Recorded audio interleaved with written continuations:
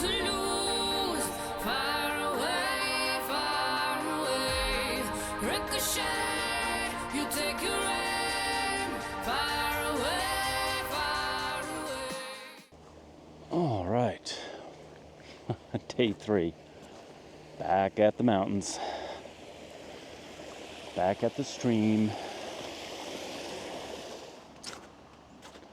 So the past 3 days, the past 2 videos have been really difficult for me. Just frying my nervous system. And today, because I gave myself some time to just take it easy and try and understand what's been going on, maybe I have a little more insight. So when I started this vlog, the basic impulse or the basic need I was trying to fulfill was safety. That it could be that I needed to prove to myself, prove to my inner 5-year-old that I could be safe sharing my story with the world publicly. I could share who I was in public and feel safe. So that was the need that I was trying to fulfill right when I started. Hey, birdie. And fulfilling that safety need for the first, 9 days felt really good. Felt really happy. I was proud of myself.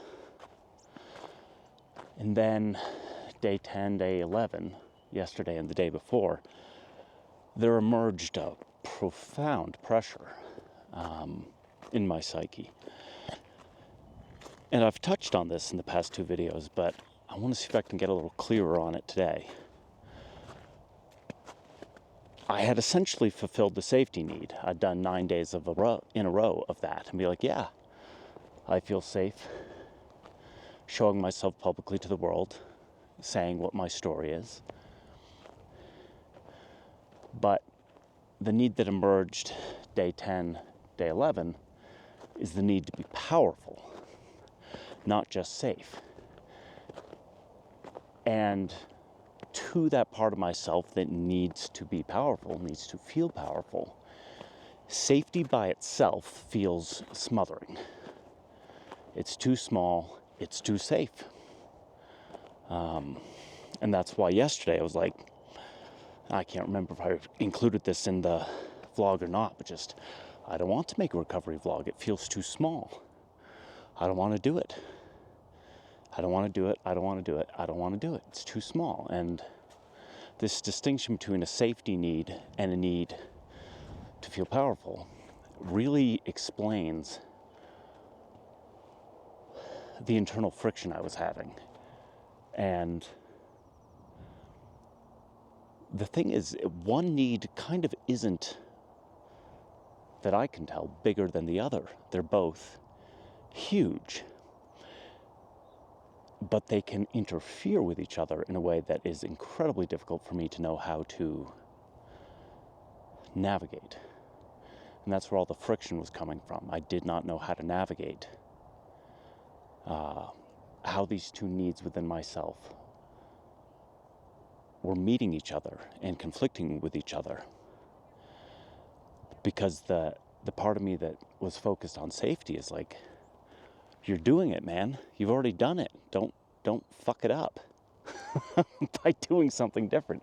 You figured out the safety thing. You figured out how to show your face, how to share your story in the world publicly and feel safe about it, feel good about it. Don't fuck that up. Don't fuck with what's working. And the part of me that needs and wants to feel powerful is like, fuck you. Fuck you, you safe little playpen. You just, you're too small. You're too small. You're suffocating me. You're smothering me. So, and I forget all the different proper terms within internal family systems. Wait, is that what is it? IFS. Yeah, internal family systems. But that's all I'm talking about here is parts. And it fits in really well with adult children of alcoholics and dysfunctional families as well. but noticing that there are multiple parts within me, multiple child parts, probably multiple teenage parts.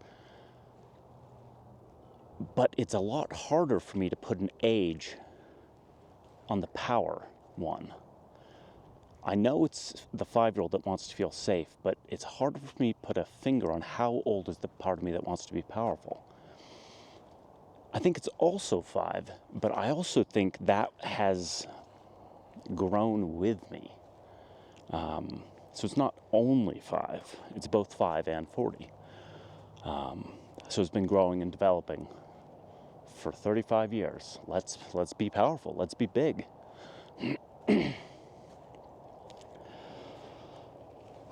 So having that bit of clarity, I feel better. I don't feel great, because it's a world war in my body, because the part of me that wants to feel powerful says, let's put ourselves out there, man.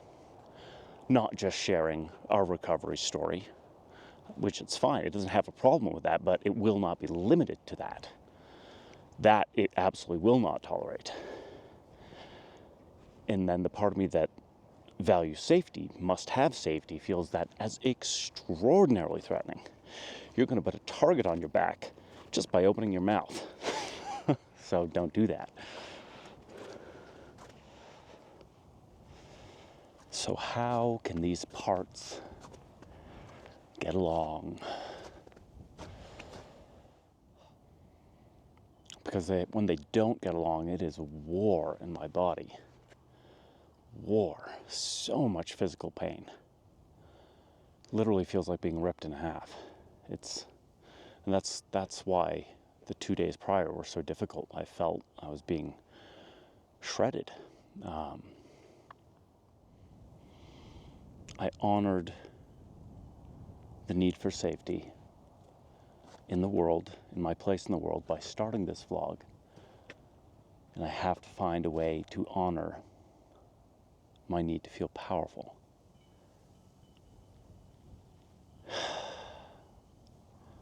Because I don't want to be the good little boy. Because that's the part that the safety part is saying.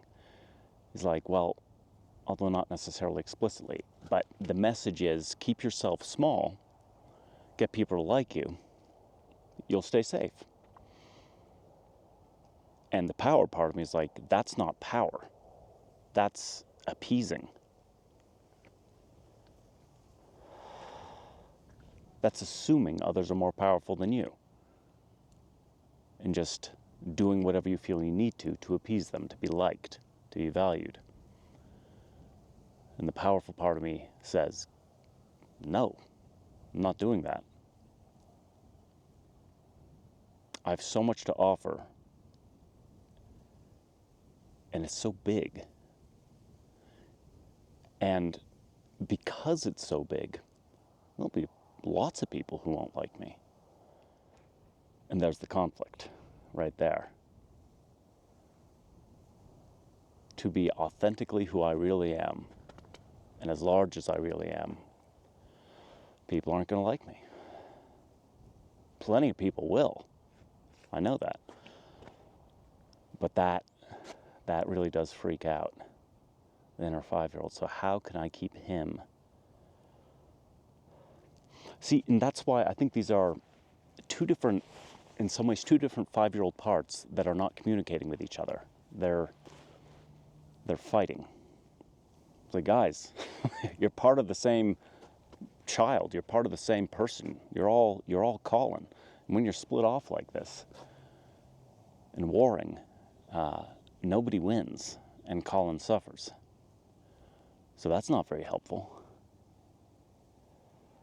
So if these two parts were to talk to each other, because I think the powerful part has to say to the safety part is, you are wildly underestimating your power. You think that because you have been crushed in the past, it will happen again, and you won't be able to tolerate it. You're bigger than that. You're huge. You're so powerful. Terrible things can always happen in the world. No matter what, no matter how small you are, no matter how much you try and make people like you, terrible things can still happen. The other thing is, you're not small. You're lying to yourself if you think you're small. You're not small. You're huge. You're absolutely enormous. You're spontaneous. And you feel deeply and you feel strongly. And not everybody's going to like that. And so what? So what? Do you want to die having never actually shown up in your own life? Authentically? Just to feel safe? What's the use of feeling safe if you don't feel like you're you? Safety at the expense of your very soul, your identity, that's still prison. That is still prison. Why are you imprisoning yourself?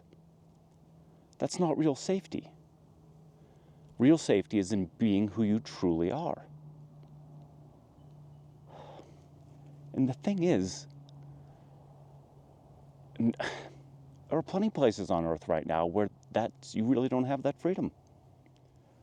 So take advantage of the freedom you have to be everything you are. Be big. Be loud. Be fearless, man. Be fearless. Take care of yourself, obviously. Watch out for genuine dangers, but be fearless. So that be fearless part, that's so interesting. Because the safety-oriented part is basically ruled by fear. Truly, truly. Is so terrified that terrible things might happen again. It's just a little mouse. Desires above all else not to be seen, not to draw attention, not to be powerful. This fear is a prison. It's absolutely a prison. It's not freedom. It's not even safety. Fear is slavery. The kind of fear I'm talking about is slavery. When it rules your life, when it makes your decisions for you. I don't want that life. I don't. And it's interesting because I think I can notice a part of my voice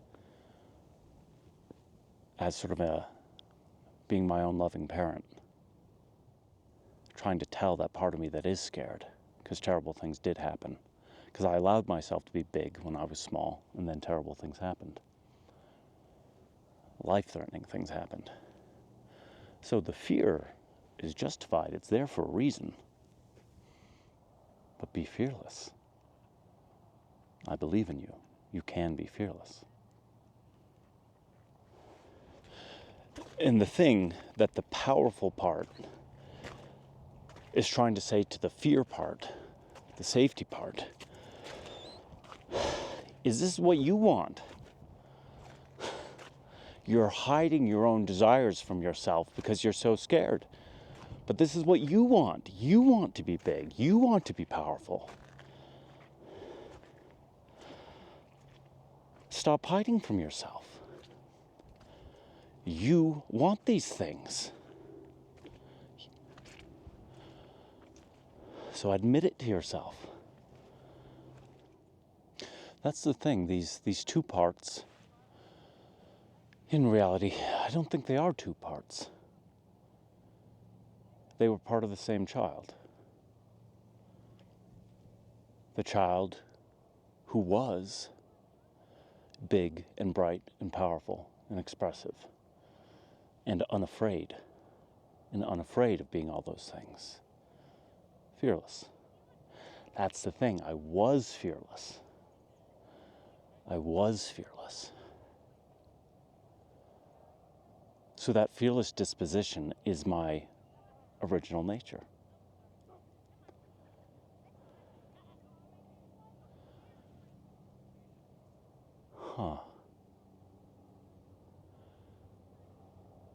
So the false part is the unyielding fear. saying you have to be small. You want to be small in order to keep yourself safe. And I know why that voice is there, because I know what happened. It's not who I truly am. My original nature is fearless. And this is why recovery as a topic becomes interesting again. Because as crushed as I was, some people would say, and some people have this experience, I'll never get back that original self. I'll never get back this fearless nature again. No, I don't think that's true. Not everyone does recover in that way, it's true, but it is possible. And most important at the moment is I know it's possible for me. Because that powerful part of me didn't go away. It went into hiding, but it did not go away.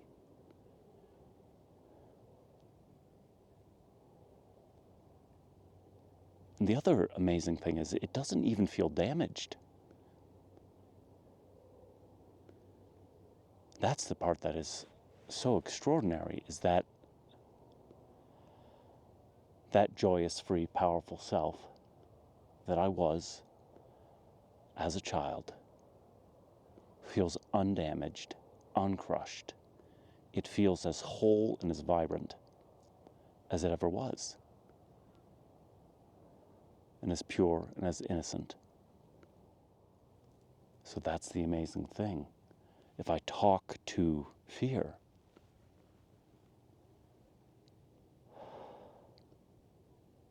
you want to be big. This fear isn't, you don't want to be controlled by fear. You don't want to be small. That's false. You talked yourself into wanting those things because of how conditions were a long time ago. They're not what you want now. Be big. Be free. Be fearless. Not because I say so, because it's what you want. That's your original self. So admit it to yourself. That's who you are. Those are your drives. It's not external to you. There are not parts of the self that want to be big and brash and loud that are external to or a threat to the part that wants to feel safe. It's all one person, man. This is all you. This is all me. Come on home, guys. All these parts, join the party. Be oneself. It's not a part that wants to be big. I want that. As my true self, as my authentic self, I want that. And of course I want to be safe, obviously. It's not all I want, though. That's where I started with this vlog. I want to feel safe in public. I also want to be big. I want my full self to show up in this world. All of me. All of me. I want to be everything I truly am. Why else are we here? Why else be alive? Be the whole thing. Be the whole you. Be the whole me. Be everything you are. And so yesterday, when it's like, I want to be free, that was the core realization yesterday. I want to be free. Okay, what does that mean? I want to be free to be everything I am. I want to be free to be everything that I am. I do not want to hide parts of myself. I want to be free to be everything that I am. Because that's the truth. To be in touch with everything that you are. And to give yourself permission to be that, to express that, to share that. Also, Also, to be fearless, which is what you want, doesn't mean there's no fear present. It just means there are things you want much, much, much more than the fear. Or that you want much, much more than the feeling of feeling safe. Because feeling safe often means feeling small. You don't like being small. You're not small. So fine, there's some fear. But what you want out of this life is so much bigger than that fear. That's the truth. So being fearless isn't about experiencing no fear. It's about being honest with yourself about who you really are and what you really want, in spite of the fear. Identifying with the fear is false and saying, it's making the fear the totality of who you are, and that's a lie.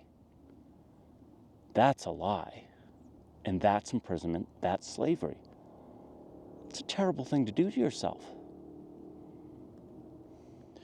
And when you let fear make all your decisions for you, you are denying and killing off every voice within you that is bigger than the fear. It's not the biggest thing. Don't kill off who you are because of fear. Be fearless because of what you really want in this life and because of who you really are. It's about telling yourself the truth. The fact that fear is present doesn't matter. It's real to a certain extent, but it's not a God worth worshiping. It's not who you really are. Stop lying to yourself about who you are and what you really want. Don't settle.